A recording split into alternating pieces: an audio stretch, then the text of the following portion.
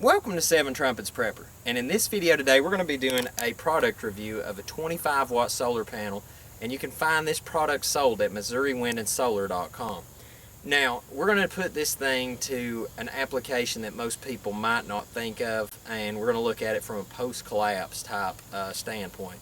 And when I'm done with this, I'm going to take this, and since that they were nice enough to send us this to do a review for them, we're going to turn around and show love to our community and give this to our local fire department and get them some brackets for it. It's going to be mounted on the back of one of their trucks so that they can use that for charging some of the emergency stuff on their unit. So with that said, let's get some sticky situations going with this solar panel in use.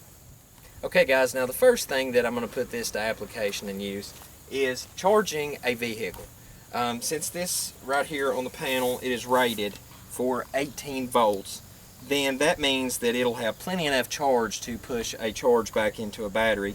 And not only that, but the amperage going out in it. So what we're going to do is I'm going to plug that to the battery, and then by doing so that will not only charge the battery but help give me enough to get going.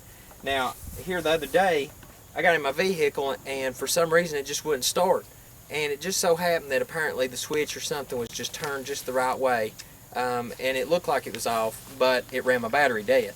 Now if you're out in the middle of nowhere and you don't have booster cables in another vehicle, or you don't have a boost charger, then you better hope to goodness you have another means. This is an answer. Alright, so what we'll do is we'll just lay the panel out right here in the sun, because we're in the midday sun, and let it start charging. And then what we're going to do is we're going to just take and plug it up just like we would our booster cables. And then there you go. Very shortly this battery will be charged up enough that I can fire this vehicle up, or if I've ran it completely dead, at least it will give it the charge that it needs to eventually get back up to the level where that you can start your vehicle up. That's something that most people don't take into consideration. Post-collapse, we're not going to have an electric grid to go back to, so you better be ready to make your own. Okay, now one thing that most people might not take into consideration is get an inverter. Okay, now I know we're talking about a solar panel. You might be like, well, why did you just say that? Well, most people invest in solar panels. It's one of the first things I've done.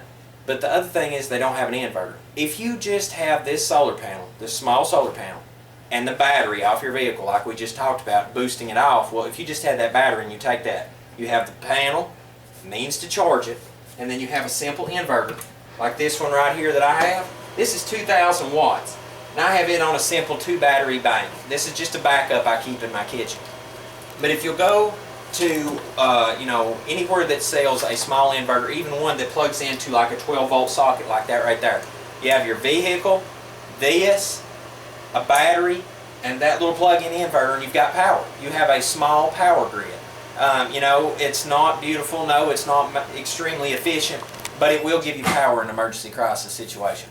And that may be enough to give you your cell phone charge. It may be enough to give you your ham radio charge. They're some of your small medical devices. And these things may save someone's life. And so it's really important to invest in just a small solar setup at least right now to get you started, because it'll pay off big later down the road. Okay guys, so we're down here at the fire department. I'm about to take the guys the first delivery of some goods that's going to be a continuous delivery for a while. I got a solar panel to drop off to them today for their trucks to help power the batteries that was given to me by Missouri Wind and Solar. And I've got them the Rover that we customized out with a new paint job that we're going to drop off to them. Now, I'm going to post a video soon where that we're going to make the paper with this new project that we're working with the community. So I'll post that video up soon and get you some more information about what we got going on. So until we see you again here at Seven Trumpets Prepper channel, I hope you have a most blessed day in Yahushua's name.